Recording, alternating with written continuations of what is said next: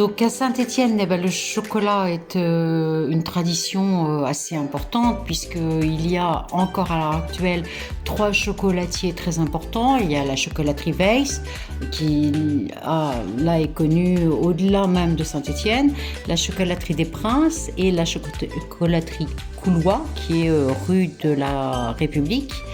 Et anciennement, il y avait le chocolat Pupier également qui était du côté de Bellevue, qui était installé à Saint-Étienne. L'importance du chocolat à Saint-Étienne, c'est en plus toutes les odeurs qui se rattachent à ça, puisque les usines Weiss étaient situées en face de la gare, sur ce qu'on appelle maintenant l'île aux Weiss, et quand on allait dans ce quartier-là, ça embaumait le chocolat, et c'était quelque chose d'assez typique quand on arrivait par le train, et c'était quelque chose assez typique dans la ville elle-même, puisque toute la ville sentait le chocolat. Maintenant, la chocolaterie Weiss et les usines et les ateliers ont déménagé et sont sur un autre lieu de Saint-Étienne. Ça sent moins le chocolat, mais il y a toujours cette idée d'odeur et de parfum du chocolat qui flotte dans l'air quand on arrive à Saint-Étienne.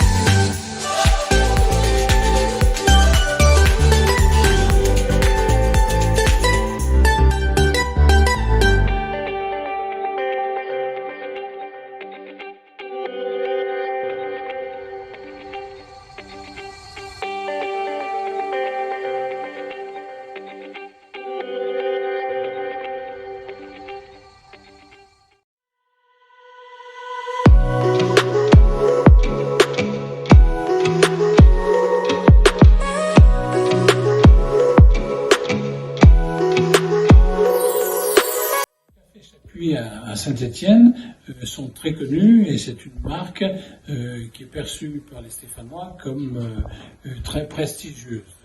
C'est une marque stéphanoise, les cafés Chapuis.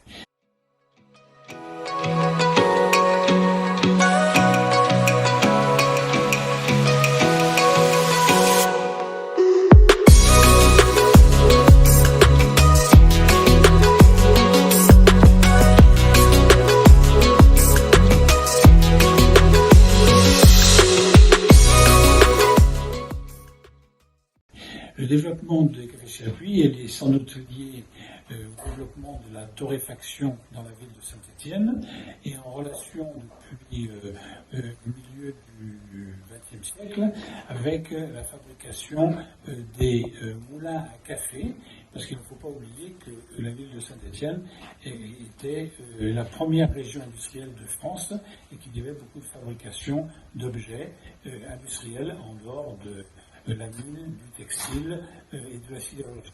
Donc les cafés Chapuis, c'est une marque de prestige, une marque de fierté, et les Stéphanois redécouvrent aujourd'hui l'importance patrimoniale de cette marque-là.